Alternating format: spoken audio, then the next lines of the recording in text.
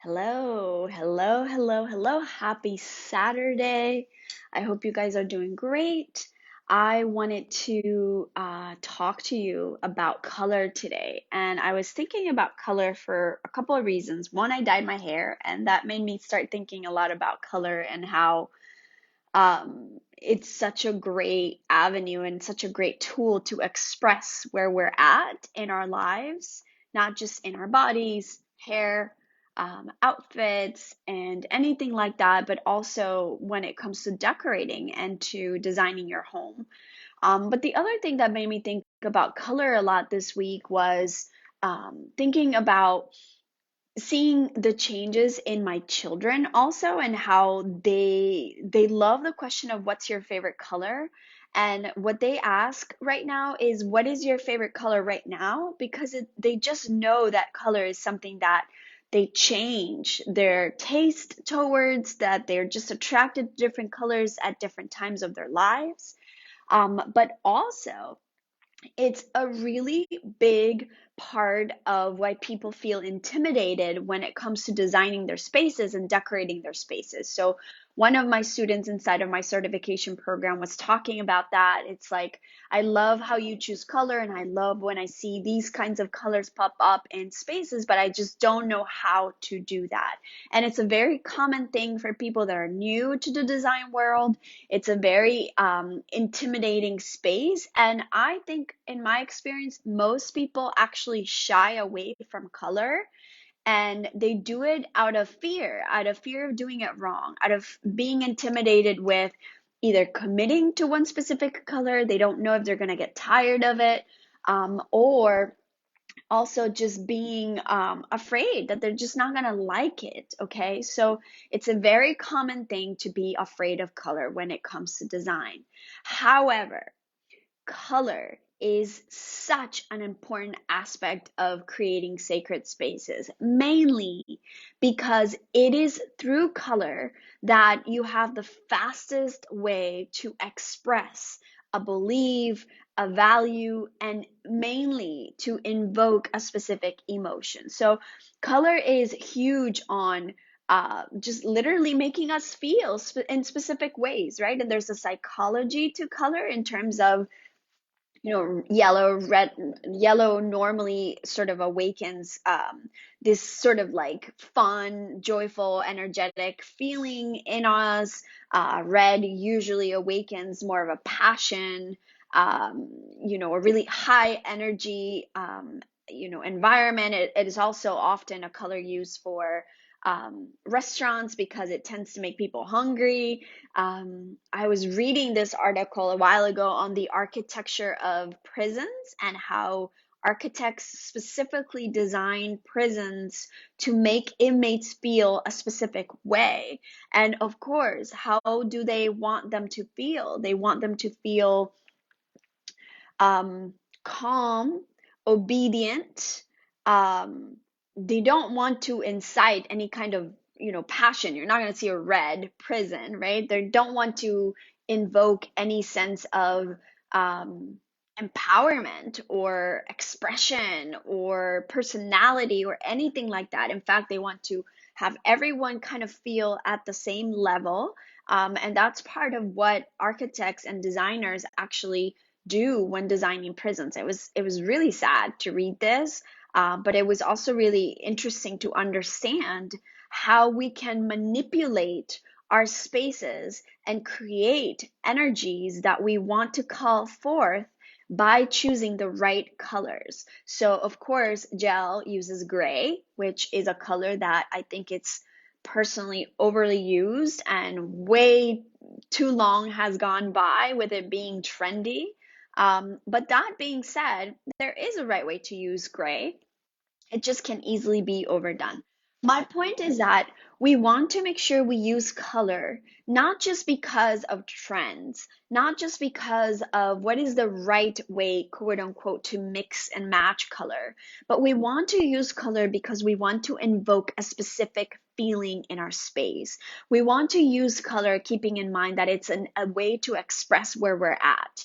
We also want to invoke color based on the energetics of our spaces. That's part of tuning into that sacred alignment of how are you designing your space to be in alignment with the design you're creating for your life. So when we work with the energetic mapping of your home, we work with making sure that we're selecting materials, that we're selecting colors, and that we're selecting accessories for these kinds of things. Accessories, colors, and materials are meant to align and awaken certain energies in your home. So if you have, a need to bring more romance into your relationship, we're going to work with the right color scheme for that. We're going to also use the right materials for that. Maybe it's the color, maybe it's the material of earth, and maybe it's wood, maybe it's metal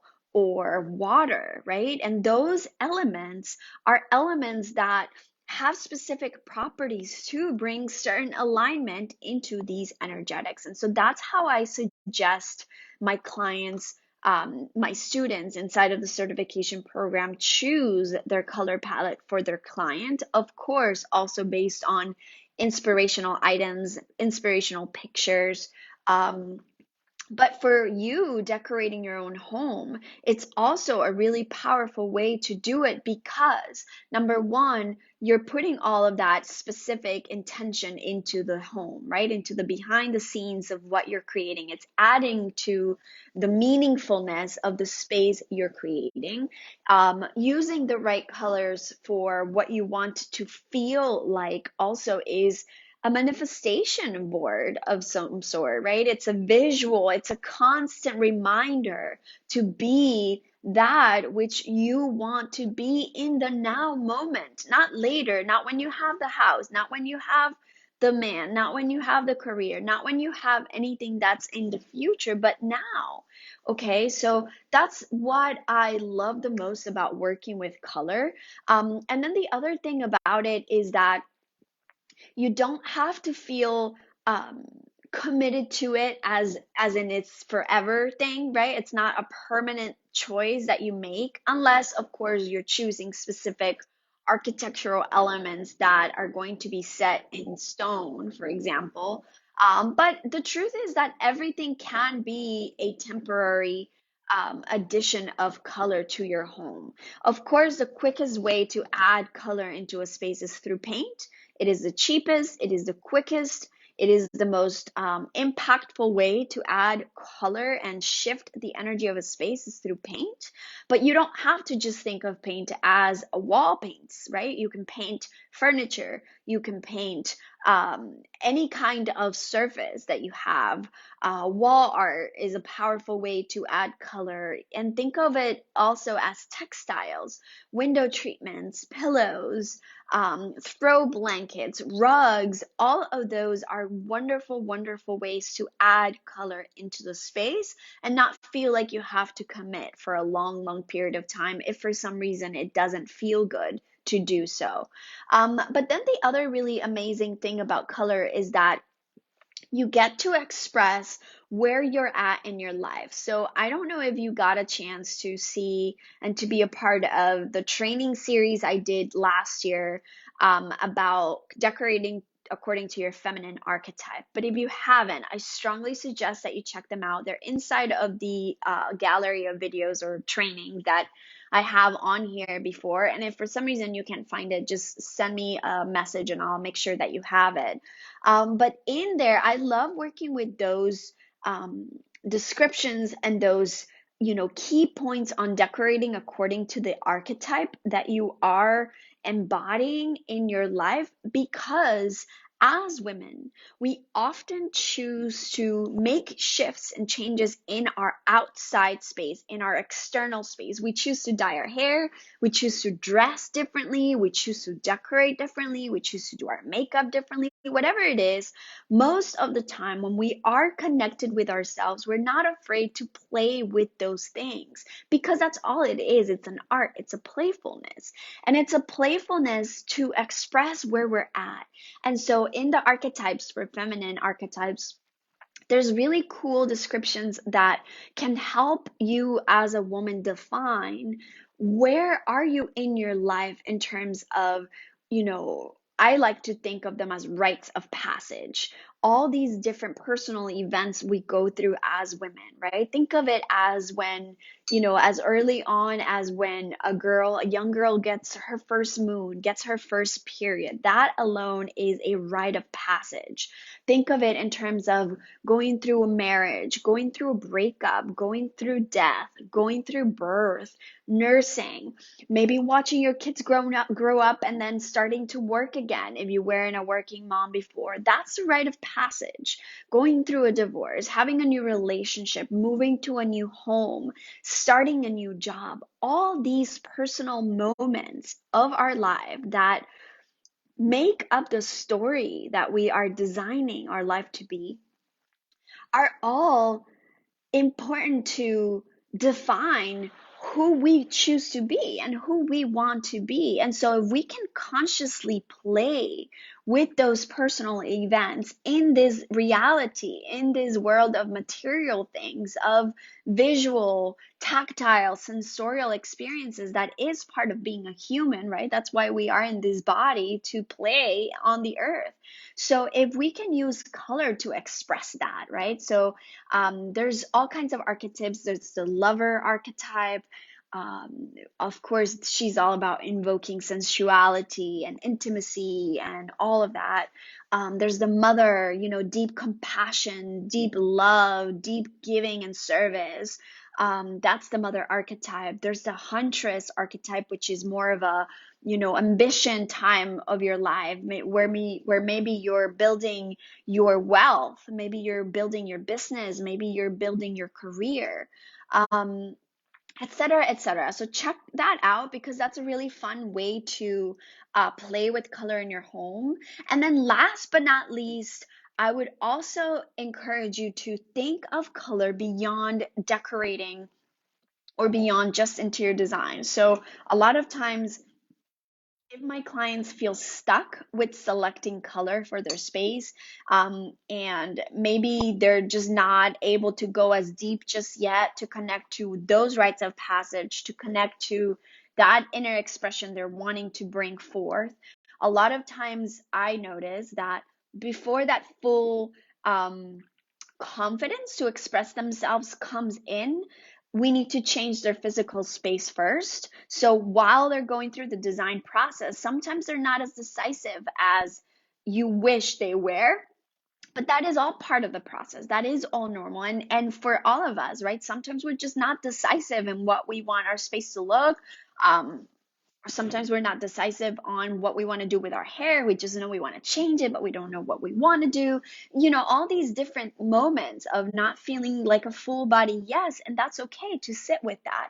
But what I do notice and what I have found is that oftentimes, if I can ask my clients to share with me something they love that just makes them feel so alive and happy and purposeful and joyful, whether it's a piece of garment or a purse, maybe it's some jewelry, maybe it's a picture of a vacation spot, anything that brings them enough joy and enough, like, oh my God, I love that. That's oftentimes the first place to start looking for color inspiration. Um, and then, we can do, I don't really love the whole pops of color conversation because I really feel like color should be a part of our life. However, there are times where, someone who really loves neutrals and monochromatic color palettes will just want to have pops of color, and that's absolutely fine. There are so many creative ways to do that. So today I just want to invite you to think of color beyond style and beyond trend and really connect with what color are you really interested in right now? What color really makes you feel good? And try to play with that in terms of dress in that color more often, use more makeup in that color, eat more food that is that color, and just dive into the experience that color can bring you and see for yourself how that makes you feel. And from there, decide to take the bold choice and make that bold decision to use it in your home and decorate with it. You can also do it in baby steps. I love using a bowl of fruit in maybe a color that I wouldn't normally have in my home, but all that color. Maybe I'll just get a bunch of red apples and it's just red apples, right? It looks beautiful. You could do the same thing with flowers. You could do the same thing with art. You could do the same thing with so many items as long as you define the intention behind it, it will make so much more sense to you. It will shift the energy of your sacred space so much deeper. And just know, why are you choosing that color? And even if you want to just go around your home and take inventory of what color predominates or dominates and it's predominantly sticking out to you in your space, and what is that about? What element is it related to? If you have any yogic interests, you could also go as deep as thinking about the chakras of the body. I was giving this example earlier to one of my students about my sister and how I decorated her new apartment after her divorce, and she loves white, always has, but she was also longing for more. And as we worked through designing her space, I recognized that she loved emerald green. And I suggested this and I just said, why don't we just try making a more bold statement with this color that you really love? And we kept everything in her space white, window treatments, rugs, tables, chairs, except for this one sofa that was emerald velvet green. And it was such a statement and such a beautiful reminder that this was her sacred space to heal her heart, because green is the color of the heart chakra. And that was such a special choice for some time. And now she's moved on. She's got new interests, and emerald green is no longer what she's into with this specific piece. But it wasn't a big thing to commit to. It wasn't a big change. It wasn't something so completely outside of her comfort zone. It was a little bit, which that's how you're expanding and stretching. But it was also something she really liked. And so we gave it a shot and it worked beautifully. And I just want to invite you to be a little bit more adventurous with color and bring some more life into your space, into your body, into your external experience, because that external experience does get to be not just a reflection of your inner world, but also a reminder of what it is that you want to be invoking within yourself so that you can manifest more on the outside. So I hope that this is helpful. Happy Saturday, happy weekend, and I will see you all next weekend. Sana.